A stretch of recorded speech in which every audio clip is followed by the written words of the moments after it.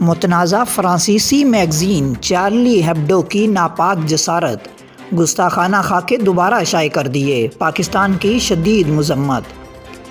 غیر ملکی میڈیا کے مطابق توہین آمیز خاکے وہی ہیں جن کے رد عمل میں 7 جنوری 2015 کو اس میگزین پر حملہ کیا گیا تھا، جس میں خاکے بنانے والا شخص اور دیگر 11 افراد ہلاک ہو گئے تھے۔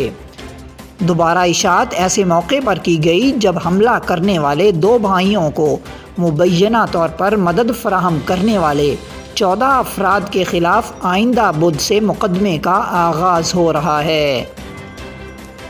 پاکستانی دفتر خارجہ کے ترجمان نے ایک بیان میں کہا ہے کہ پاکستان فرانسیسی میگزین کے گستاخانہ خاکے دوبارہ شائع کرنے کے فیصلے کی شدید مذمت کرتا ہے۔ ترجمان کا کہنا ہے کہ ایسے سوچے سمجھے عمل کا مقصد 1.5 ارب مسلمانوں کے جذبات مجروح کرنا ہے۔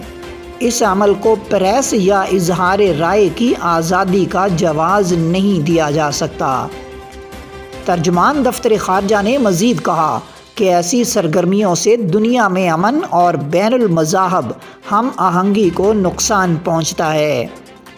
غیر ملکی میڈیا کے مطابق فرانسیسی جریدے چارلی ہیبڈو نے پیغمبر اسلام صلی اللہ علیہ وآلہ وسلم کے وہ خاکے پھر سے شائع کیے ہیں جن کی بنا پر سن 2015 میں اس پر حملہ ہوا تھا۔ چارلی ہیبڈو پر یہ حملہ 7 جنوری 2015 کو کیا گیا تھا۔ اس حملے میں 12 افراد ہلاک ہو گئے تھے، جن میں خاکے بنانے والا مشہور کارٹونسٹ بھی شامل تھا۔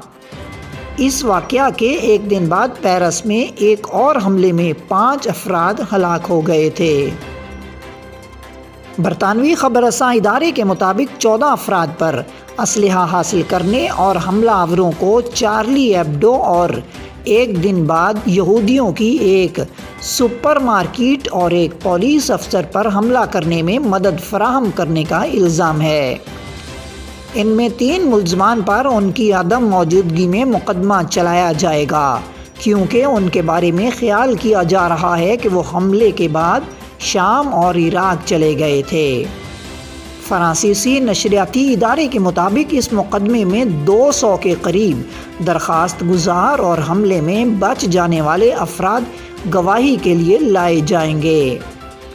خیال رہے کہ 7 جنوری 2015 کو 2 بھائیوں سعد اور شریف کواچی نے چارلی ہیبڈو کے دفتر میں داخل ہو کر فائرنگ کر دی تھی، جس کے نتیجے میں اس جریدے کے ایڈیٹر سٹیفن شربونیئر، 4 کارٹونسٹ، 2 کالم نگار، 1 کاپی ایڈیٹر اور 1 مہمان جو اس وقت وہاں موجود تھا، سب ہلاک ہو گئے تھے۔ اس ایڈیٹر کا محافظ اور ایک پولیس والا بھی فائرنگ کے نتیجے میں ہلاک ہو گیا تھا۔